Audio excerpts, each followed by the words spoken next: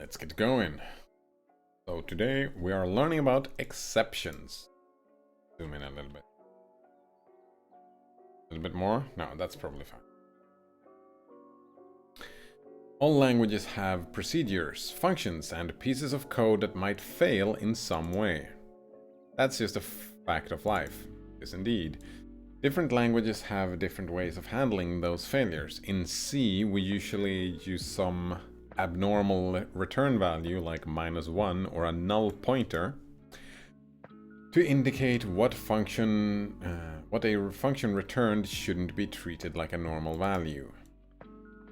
Java and C# on the other hand tend to use exceptions to handle failure.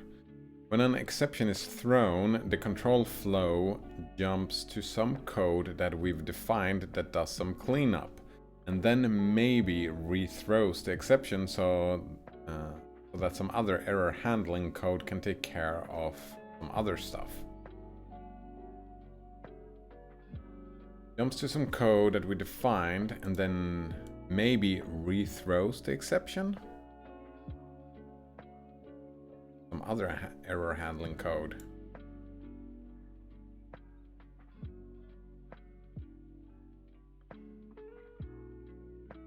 That's confusion. That's confusing. I got confused. Rethrowing it? Wouldn't that just be an... It's not the same, so you don't rethrow it. You throw a new exception based on the exception that you had. Haskell has a very good type system. Algebraic data types allow for types like maybe and either, and we can use values of those types to represent results that may be there or not. In C, returning, say, -1 on failure is completely a matter of convention. It only has a special meaning to humans. If we're not careful, we might treat these abnormal values as ordinary ones, and then they can cause havoc and dismay in our code. That's true. Haskell's type system gives us much needed safety in that aspect. A function A, maybe B, clearly indicates that it may produce a B wrapped in just, or it may return nothing. The type is different from just plain a function that takes A and returns B, and if we try to use those two functions interchangeably, the compiler will complain at us. Despite having expressive types that support failed computations, Haskell still has support for exceptions, because they make more sense in I/O contexts. A lot of things can go wrong when dealing with the outside world because it is so unreliable. Yes, it is. Outside world is very unreliable. For instance, when opening a file, a bunch of things can go wrong. The file might be locked, it might not be there at all, or the hard disk drive or something might not be there at all. So it's good to be able to jump to some error handling part of our code when such errors occur. Colgate says the outside world is scary. I went outside once. I mean, the graphics was amazing, but gameplay and storyline left much to be desired. I guess I'm not that much into horror games. Okay, so input-output code, that is impure code, can throw exceptions. It makes sense. But what about pure code? Well, it can throw exceptions too. Think about the div and head function.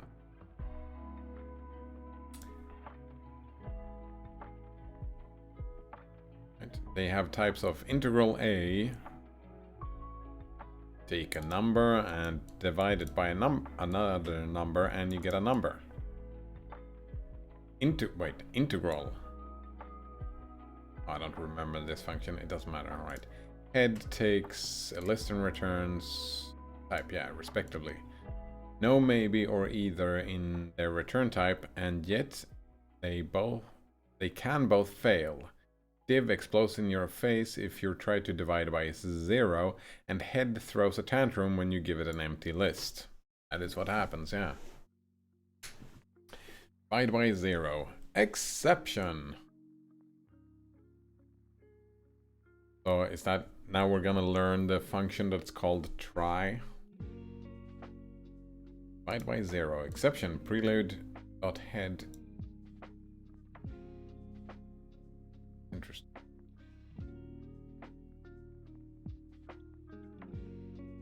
Oh, right. That's the function. Prelude.head. We actually get to know what module it's using. That's very good that it does that. Your code can throw exceptions, but they can only be caught in the I/O part of our code. Yeah, like when we're printing, because of the lazy language, right? When we're inside a do block that goes into main. That's because you don't know when or if anything will be evaluated in pure code, because it is lazy and doesn't have well-defined order of execution, whereas I/O code does. Earlier, we talked about how we should spend as little time as possible in the I/O part of our program. Should be doing that, yeah. Don't spend a lot of time there, I guess.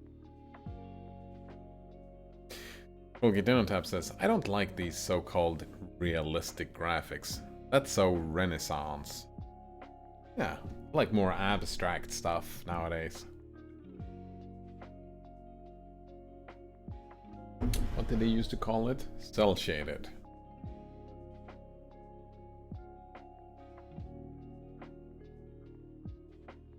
I think I've always been like that, though, with games. But I haven't cared for the realistic-looking graphics. If we're talking about actual games now, not real life, but... Why would you emulate real life when you can do all the magic?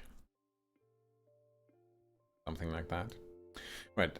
The logic of our program should reside mostly within our pure functions, because their results are dependent only on the parameters that the functions are called with.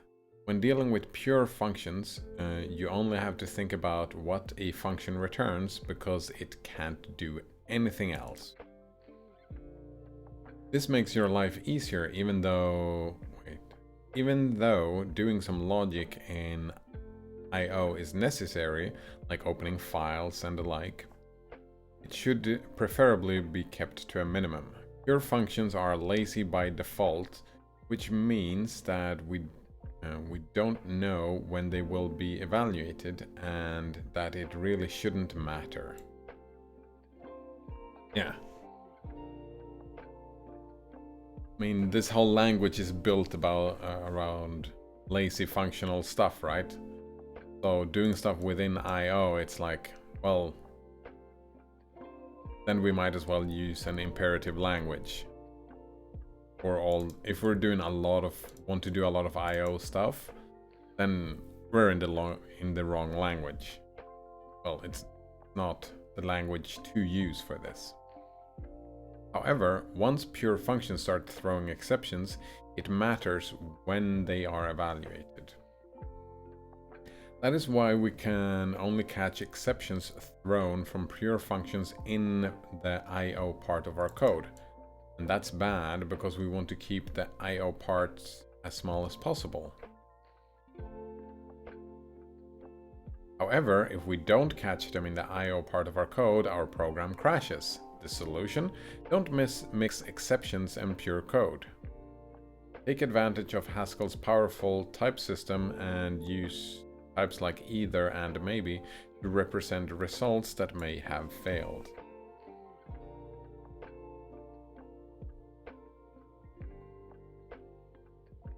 Alright. So just don't utilize exceptions. Right, it's the same logic, right? You have to do some things within your I/O parts, and that's where you can do exceptions, but if you're not in there, it's better to use eithers and maybes. Right. That is why we will just be looking at how to use I/O exceptions for now.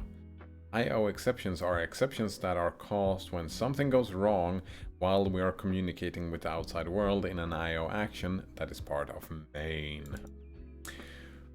For example, we can try opening a file and then it turns out that that file has been deleted or something. Take a look at this program that opens a file whose name is given to it as a command line argument and tells us how many lines the file has. Right, we import our environment and our I/O. I forget. It arguments, that's part of the environment. Arguments are parts of the environment, I don't remember. Right. Main, do, have our file name. And we don't care about the rest of the arguments, right? That's our first. File name is our first argument, and we don't care about the rest of the arguments. Sure.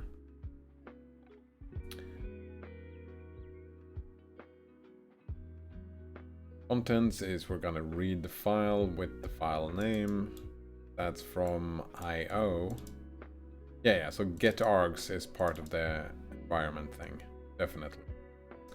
Because read file is from I/O. Right, and then we will print the file has, and then we're gonna show the length of the lines and say it has these many lines. Right. This can break because we might not get any arguments. So file name would be, well, would that be an empty string?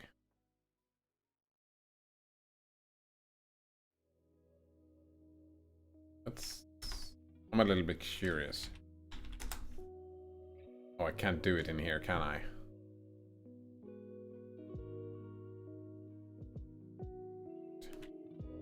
Import system. Oh, yeah, I can't do that. Well, whatever. It's fine. It's a very simple program. We perform the get args I/O action and bind the first string in the list that yields to file name. Wait, is get args I/O?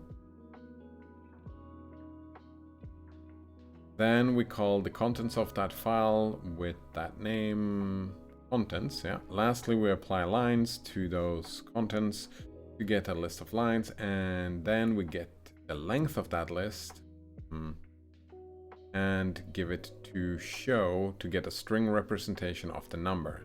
It works as expected, but what happens when we give it a name of a file that doesn't exist? I don't exist.txt. Line count.hs. Oh, that's the name of the file. Yeah, that's the name of our file. I don't exist text, open file, does not exist. No such file or directory. Oh, it doesn't even give us an... It doesn't even print exception. It just says that it doesn't exist.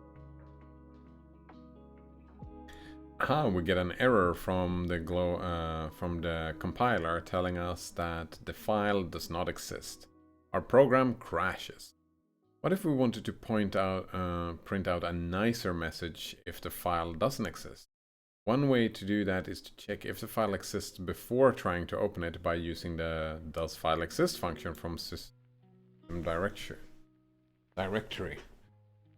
Alright, so we don't ask for forgiveness. That's, well, he's saying one way of doing it is check, does file exist? and make an if-else block. We did file exists, does file exist, file name, because does file exist has a type of bool, which means that it returns an IO action that has as its result a boolean value, which tells us if the file exists. We can't just use does file exist function in an if expression directly. Right, because it's an IO boolean.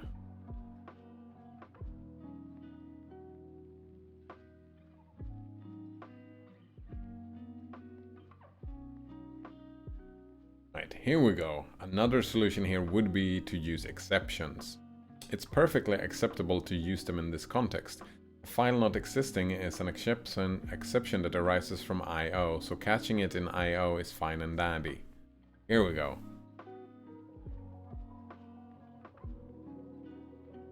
Colgate-Tab says, not having a file named idon'texist.txt is a rookie mistake. Rookie mistake indeed. Right. To deal with this by using exceptions, we are going to take advantage of the catch function from system.io.error. Its type is catch. It takes an IO type.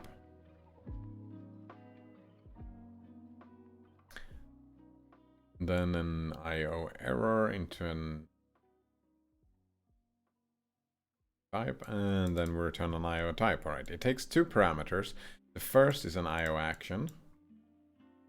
For instance, it could be an IO action that tries to open a file. Action. The second one is the so-called handler. This is the handler. If the first IO action passed to catch throws an IO exception, that exception gets passed to the handler, which then decides what to do. So the final result is an IO action that will either act same as the first parameter, or it will do what the handler tells it if the first IO action throws an exception. Yeah, it's like it's similar to Python's try, right? I like try, but we catch, right? So we catch, and then we try to do our action. If we get an error, then we do this action. If we don't get an error, then we do this action, right? Kinda. Well, no, this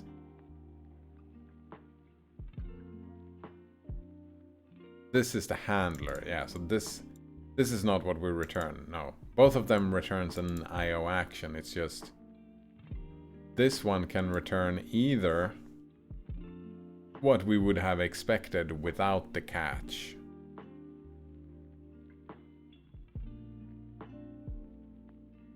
Or if we did catch an error. If you're familiar with try-catch blocks in languages like Java or Python, yeah, the catch function is similar to them. The first parameter is the thing to try it out, kind of like the stuff in the try block in other imperative languages. The second parameter is the handler that takes an exception, just like most catch blocks take exceptions that you can then examine to see what happened. The handler is invoked if an exception is thrown.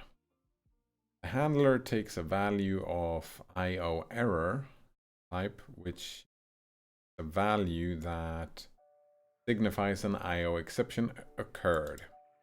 It also carries information regarding the type of the exception was thrown. How this type is implemented depends on the implementation of the language itself, which means that we can't inspect values of some of the type IO error by pattern matching against them. Just like we can't pattern match against values of type IO something. We can use a bunch of useful predicates to find out stuff about type of IO error, as we'll learn in a second. So let's put our new friend catch to use. Main to try catch handler.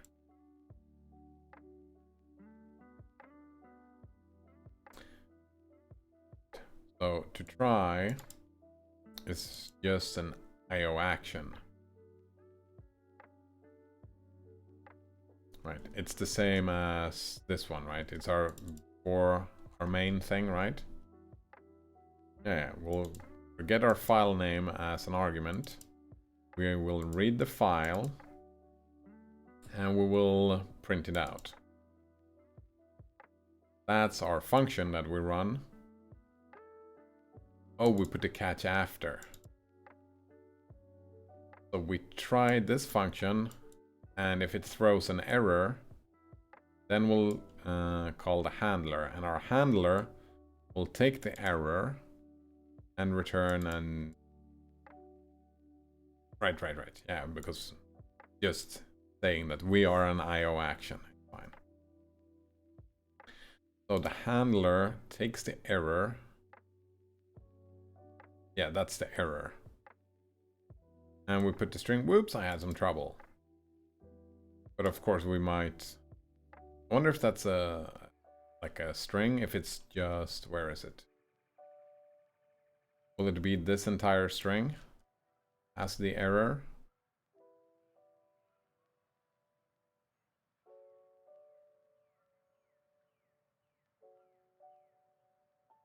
First of all, you'll see that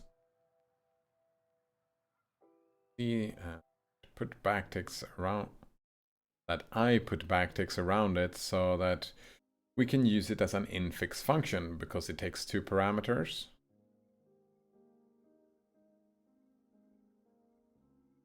Yeah, right. Using it as an infix function makes it more readable. So to try and then catch handler is the same as catch to try handler, which fits well with its type. To try is the IO action that we try to carry out, and the handler is the function that takes an IO error and returns an action to be carried out in case of an exception. Right. So we can check, right? We have an error here. Wait, didn't he say that we could pattern match?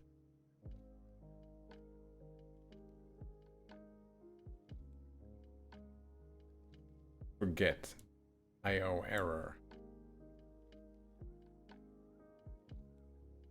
Let's give this a go. Right, run Haskell count lines exist. I exist.txt, right? The file has 3 lines. And whoops, I had some trouble if the file does not exist. In the handler, we didn't check to see what kind of IO error we got. Nope, we just say, whoops, I had some trouble, or any kind of error.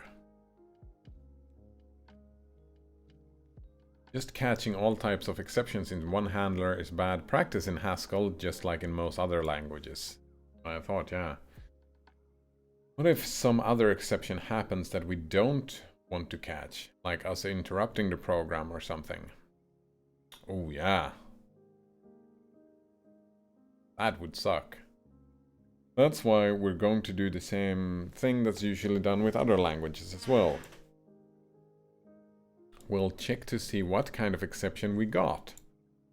If it is the kind of exception that we're waiting to catch, we do stuff. If it's not, we throw that exception back into the wild. Now I understand why you would rethrow the exception. Throw it back. Let's modify our program to catch the only exception caused by a file not existing. Right, because when we rethrow, when we throw it out, it's no longer within our to try. It's no longer within our catch.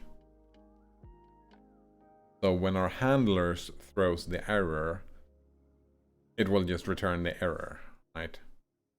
You can build handlers for handlers, I suppose, if you wanted to.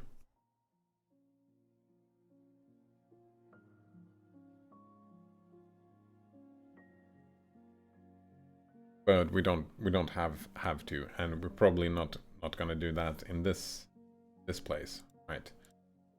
So to catch, wait, what did we change? Oh, here we go. Handler, we make guards, yeah.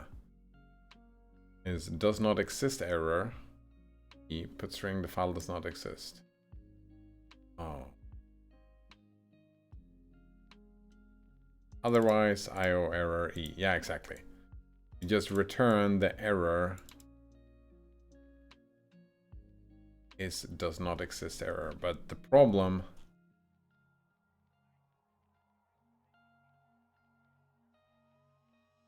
we don't get that from the output, which is a little bit sad. That's something I really like in Python. That we get, right? Just like it says here.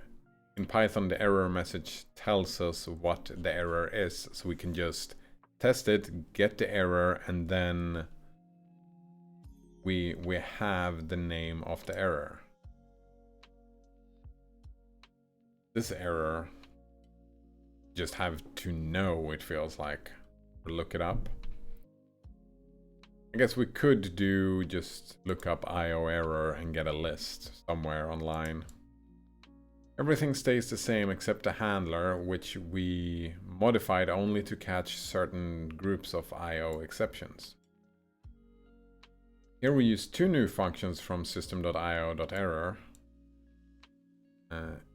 Is does not exist error and IO error. Is does not exist error is a predicate over IO errors, which means that it is a function that takes an IO error and returns true or false, meaning that it has a type of does not exist error, takes an IO error and returns a boolean. That's why we can use a guard right here.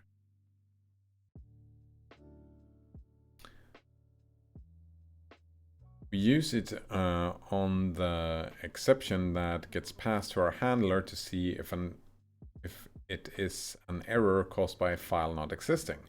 We use guard syntax here, but we could also have used an if-else. If it is not caused by a file not existing, we rethrow the exception that was passed by the handler with the IO error function. It has a type of IO error, takes an exception, and then returns an IO action. Yeah, that will throw that error. The IO action has type of IOA because it never actually yields a result, so it can act as IO anything. Right, yeah, it doesn't yield anything. So the exception thrown is the toTry IO action that we glued together with a do block. Exception thrown in the toTry IO action that we glued together with a do block isn't caused by a file existing. Right. The handler will catch that and rethrow it. Pretty cool, huh? Yeah.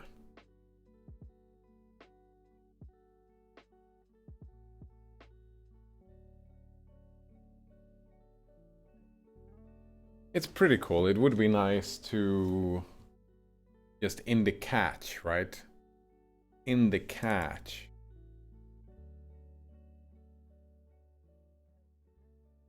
Right, if we didn't have to do this check. Well, no, we would have to do the check anyway, right? So no, yeah, it's fine. It's just if we get a handler with like a dozen error, well, it's still fine. It's just a few Boolean tests.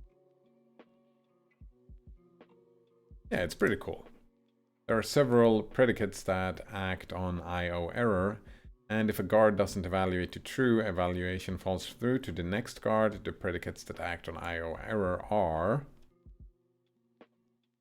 is already exists, right? If we want to create something that already exists, does not exist, right? Already in use, full error, end of file error, illegal operation. Did someone kidnap your house? That sounds very illegal. Permissions error.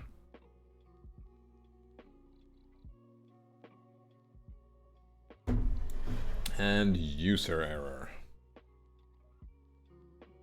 Colgate in tab says, it is always user error, Kappa. Yeah. I was just thinking, what does user error mean? But of course, it's always the user's error. Never my code. Most of these are pretty self-explanatory. Is user error evaluates to true when we use the function user error to make the exception, which is used for making exceptions from our code and equipping them with the string. For instance, you can do IO error, user error, remote computer unplugged. First it's unplugged, yeah. Although it's preferred you use types like either and maybe to express possible failure instead of throwing exceptions yourself with user error. I mean, you're saying it's always user error, but this whole chapter was kind of wrapped with the idea that we should never use user error.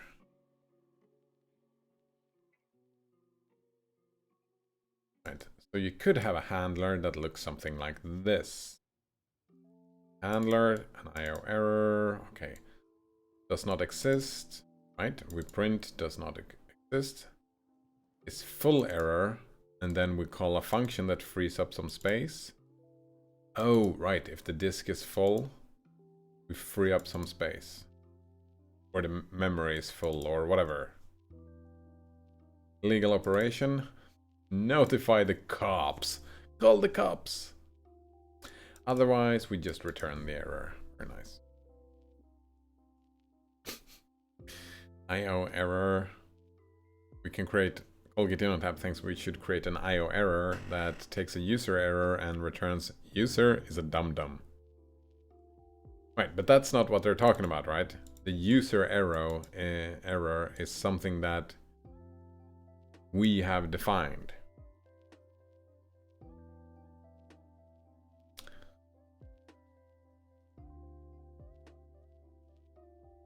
Right, like we could, for example, well, no, that would be a user error, right? If we ask for, give me a day of the week and they give me a number, then we could return user as a dum-dum and throw that error.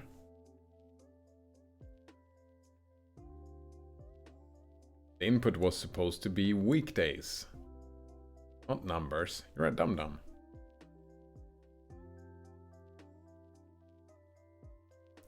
Outrunner says, one time I emailed an email from a video game and I actually got a response. That sounds weird. It was a horror game called Real Life. Oh. No, it was Outlast. You mean you sent an email that actually went to an actual person and that actual person responded and you got an email back within the game?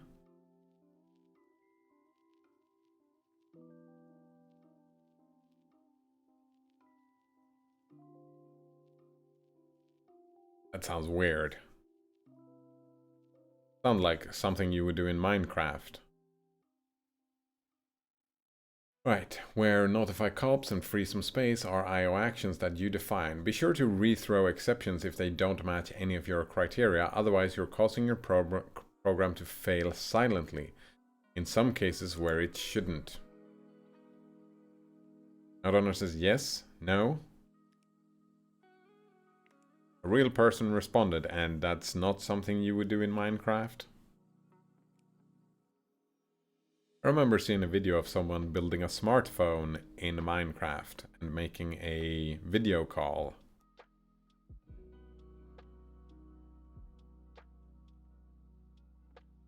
Outrunner says, I found an email in the game. I sent the email in real life. I received the message in real life. Role-playing as if it was in the game.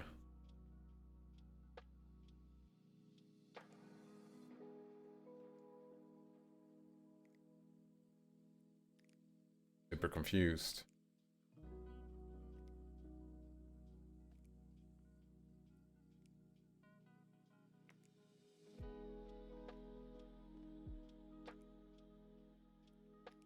Oh, right. Right. So they had set up an email address responding to you to be creepy.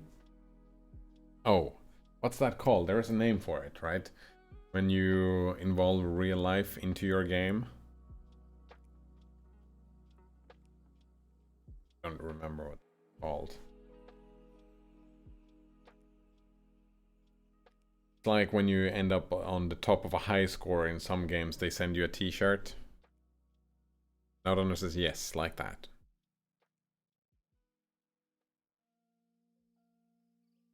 ARG, exactly. That's the one. What does that stand for? I don't remember.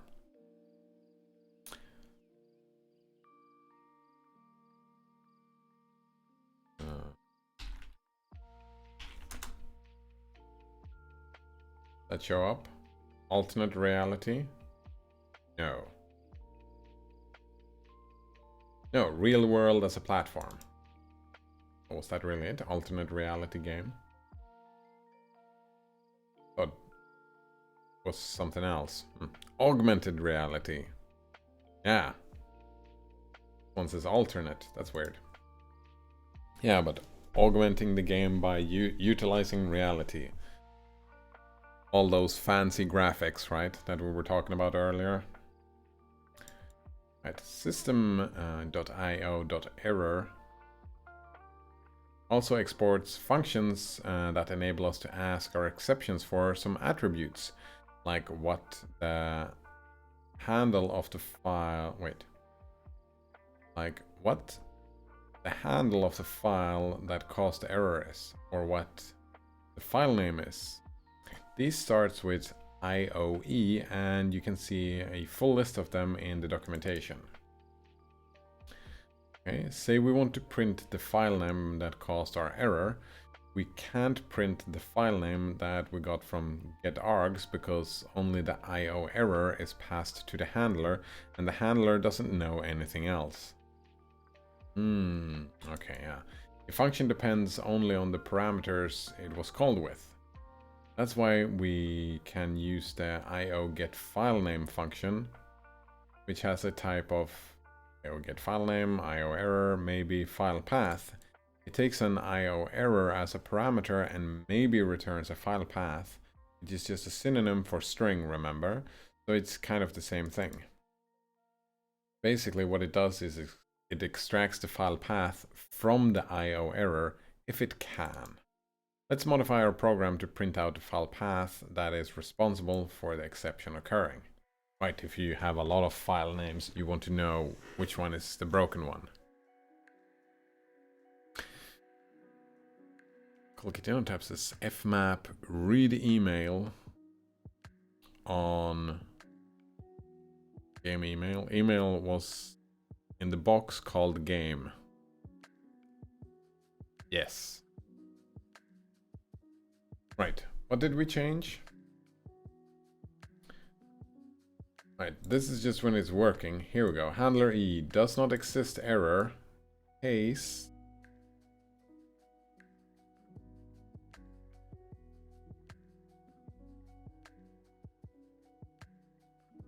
Case IOA get file name E of just path.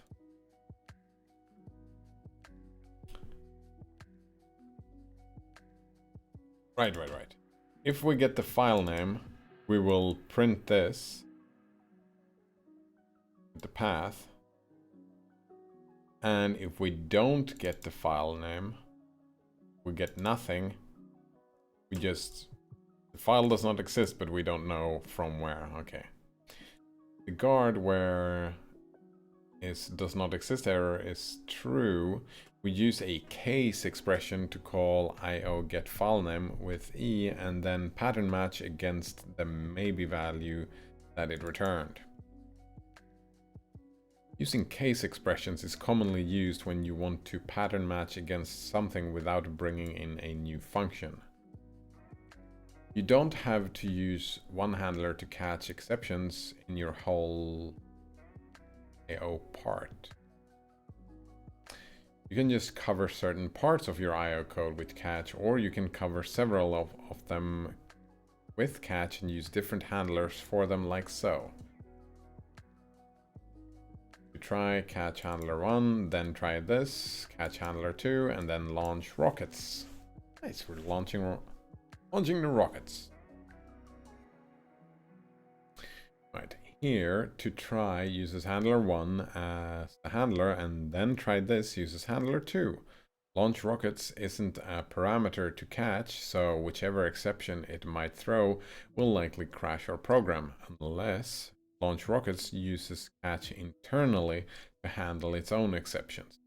Of course, to try this, and launch rockets are IO actions that have been glued together using do syntax and hypothetically defined somewhere else.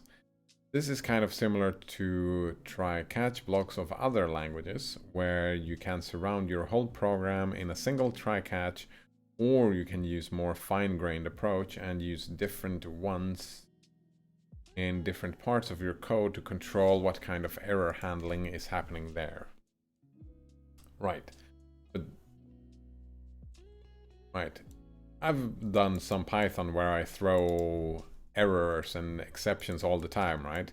Better ask for forgiveness, right, in every function, but this is not like this. We only use the exception in our do block pretty much, right?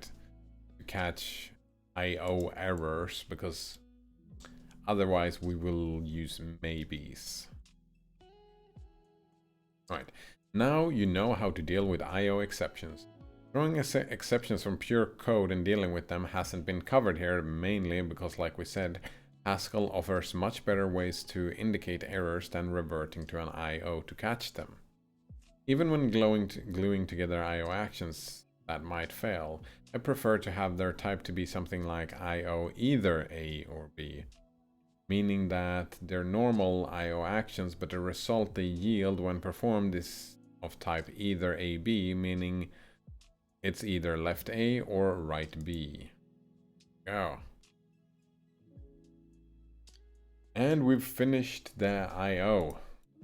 Now we can type hello world in Haskell. I'm learning. Well, tab says I usually use where instead of case if I want to pattern match mid-function. Yeah, I mean, I guess there are decisions. Preference, right? You can find your own preference. But that is it for today. Yeah, it is lunchtime, and in a couple of days we will functionally solve some problems. Yeah, functionally solve some problems. Right, so thanks for hanging out, and yeah, have a good one. Cheers.